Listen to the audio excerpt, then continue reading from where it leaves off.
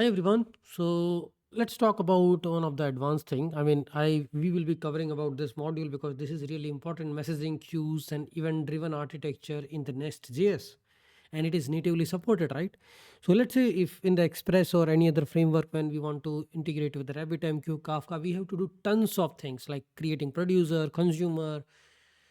Even if you do the Redis pub sub or simple try to orchestrate a event-driven architecture in the local, right? But NestJS has the native support for the Kafka, RabbitMQ, Nets, and Rabbit because it allows you to create a producer and consumer accordingly. So these library supports that.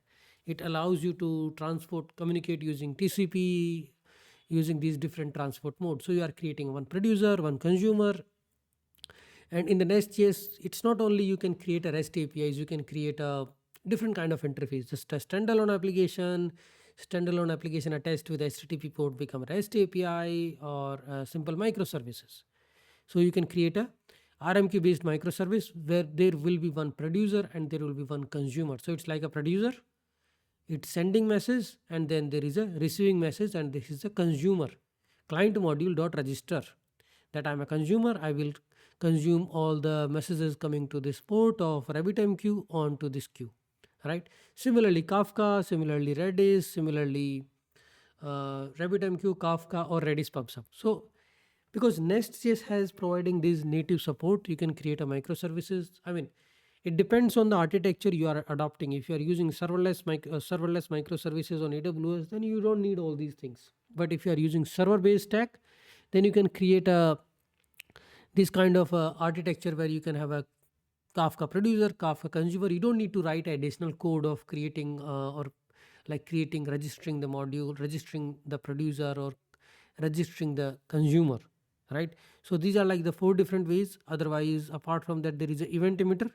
You might remember in the Nest.js we were doing events.emit, events.on. It's like an internal module. It's a extension of that only.